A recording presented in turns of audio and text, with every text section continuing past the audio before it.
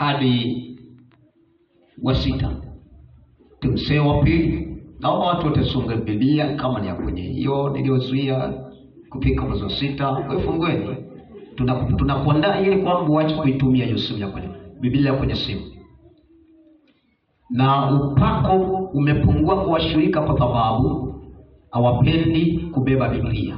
Na ndio maana upako sasa hivi pepo zinasumbua watu kuziondoa. Majini. Kuambia mshirika kemea jini, analikemea kwa mwaka mzima. Bwana Yesu asaidie sana. Timotheo wa pili. Timotheo wa pili ile sura ya 4 mstari wa pili hadi mstari wa 6. Naomba tusome. Mtu mmoja asimame asome. Timotheo wa pili sura ya 4 mstari wa pili. Ndio mtumishi wa Mungu. Lihubiri neno. Uwe tayari wakati ukufao na wakati usiokufa. Tulipo ndio msomaji.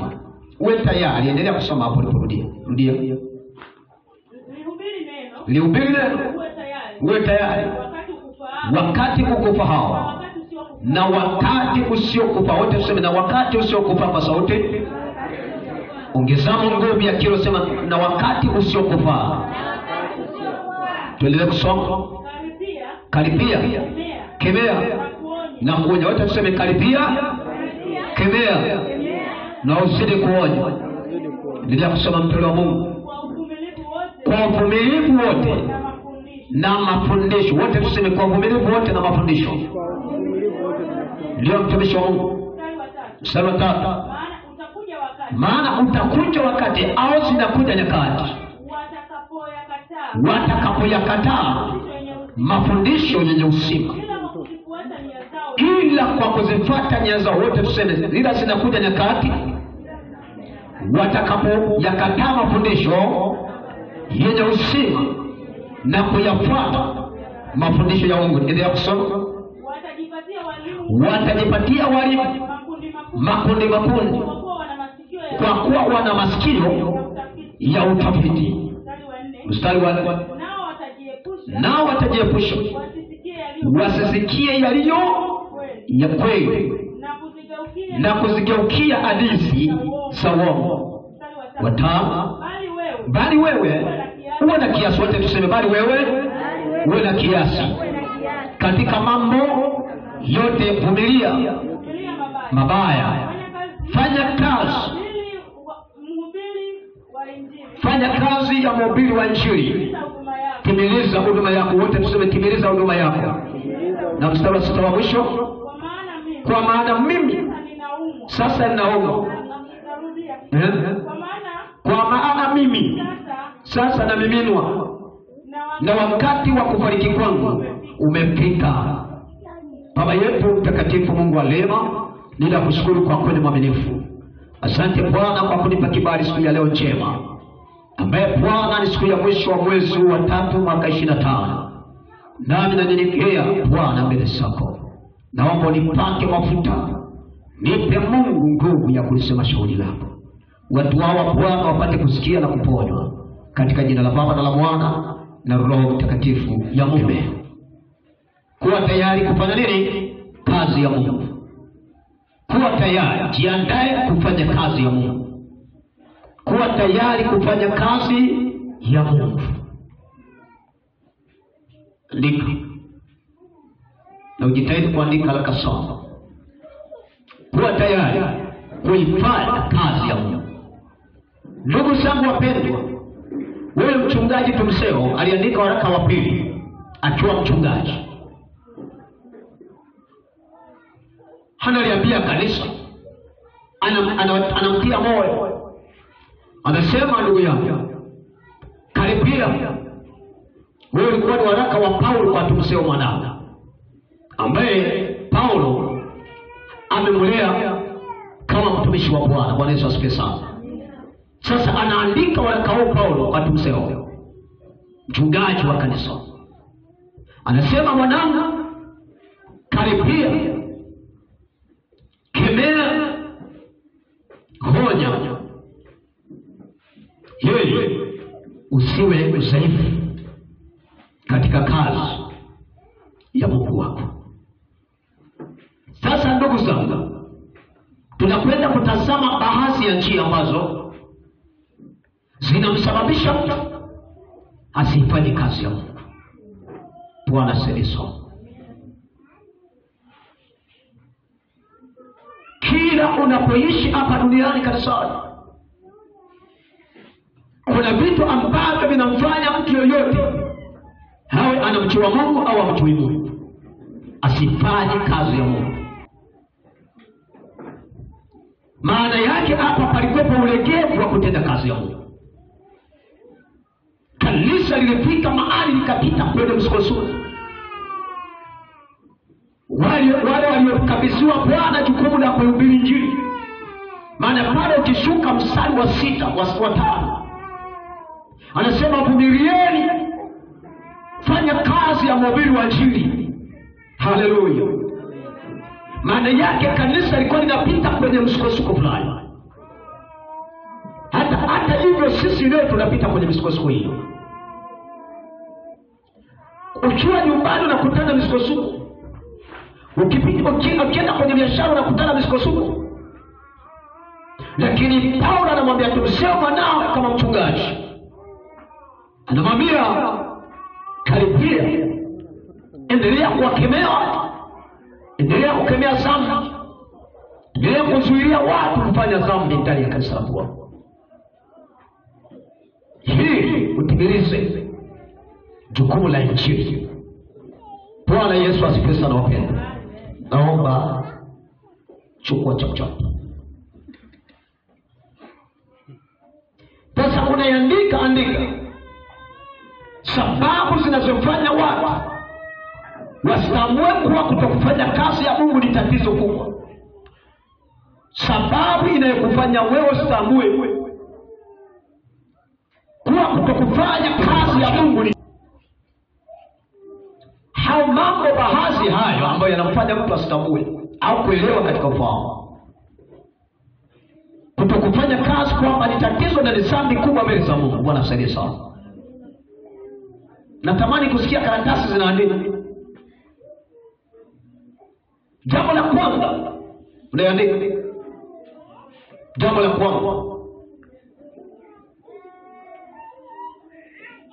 hofu ya mazingira. Kwa hiyo watu wengi wameshindwa kufanya kazi ya Bwana kwa sababu ilipotokea hofu wakashindwa kutumika mbele za Mungu. Bwana Yesu atupe sana. Kwa hiyo hofu ya mazingira inakufanya usifanye kazi ya Mungu ipasavyo. Hofu ya kutazama mazingira inamzuilia mtu asiweze kutumika kwenye huduma yake. Ukiangalia mazingira unayoishi nyumbani, ukiangalia mazingira unayopitia ndani ya kanisa hilo unaloabudu, unaingiwa hofu ya kufanya kazi ya Mungu. Bwana asifiwe. Kwa hiyo hofu inaleta sababisho la kumzuia mtu asifanye kazi ya Mungu. Na leo wengi sana katika ulimwengu wa dunia hii tumetekwa na hofu. Hofu imegeuka kuwa mwarobaini au kwa kitanzi cha Wapentekoste wengi wasifanye kazi ya Mungu. Sasa hofu inachokifanya inamzuia mtu asifanye kazi ya Mungu. Hata kama naona kwamba pale kuna njia panaweza pakatokea lolote, hofu inamzuia asione ile njia. Bwana asifiwe. Bwana Yesu atuhurumie wapendwa. Watakatifu wa Mungu, Bwana atuhurumie sana. Kwa hiyo hofu ni tatizo na ni sababishi kubwa mno linamzuilia mtu yoyote hata kama ameokoka.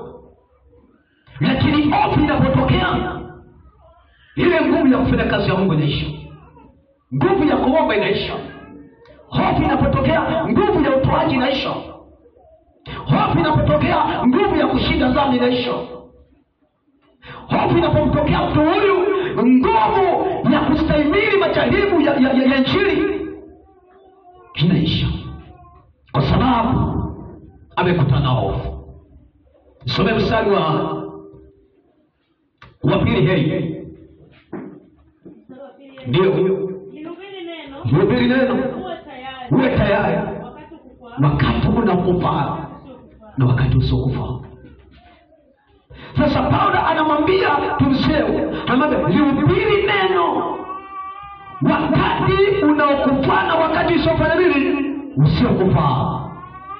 Bwana sasa. Leo je, wewe unahubiri injili wakati unaokufa na usiokufa? Kwa hiyo simama kwa wakati wako. Hacha kuwa na migogoro kwenye wokovu. Sema amina. Watu wa Mungu, simama kwenye wakati wako. Pale wanaposema hauwezi ukatumika, waambie naweza nikatumika. Pale wanaposema hauwezi ukaimba, waambieni ninaweza kuimba sauti ninayo kwa jina la Bwana. Haleluya, haleluya. Amen. Pale wanaposema hauwezi ukawa mhubiri, sema naona kuwa mhubiri. Pale wanaposema hauwezi ukazaa watoto, sema naona watoto wanakuja ndani ya tumbo lako.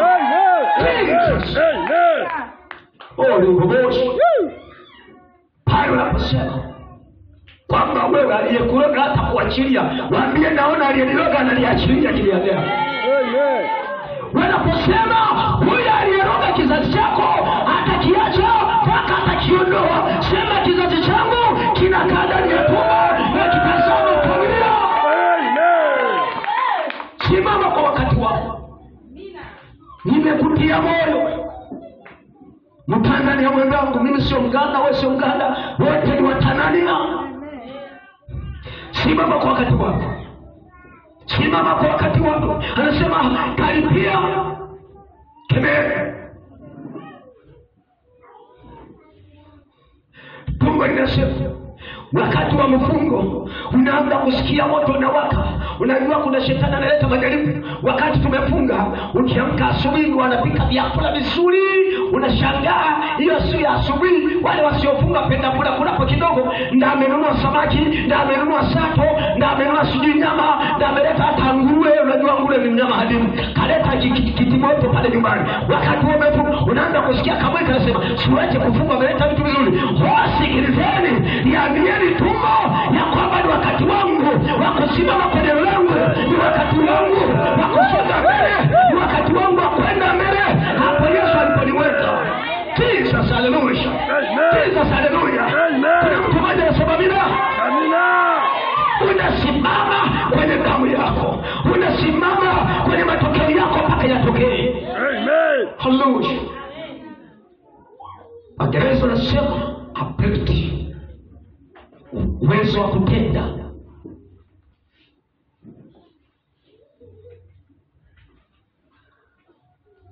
Unasimama hata kama anga limeinuka, inasema utahubiri yenyewe, inasema utaendelea na kwaya, inakuja pepo inakushawishi kwenye moyo, inasema utasonga mbele, hapo utaenda.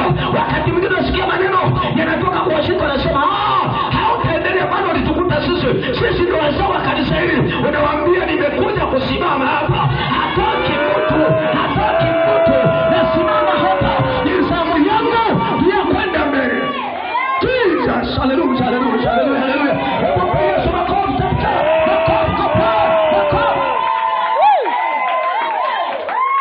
Najua kuna wakati mwingine unashinda kufanya kazi za Mungu. Ukitazama wenye sauti ni wengi. Huyu anatenda, huyu ana namba 2, huyu ana namba 3, huyu ana namba 6. Wote wana sauti nzuri. Unasema ni sauti yangu imepinda na ingiaje pale? Hebu sikilizeni, wakati wa kusimama, unaposimama mwenyewe, hata kama sauti yako imepinda, hata kama uko mbele,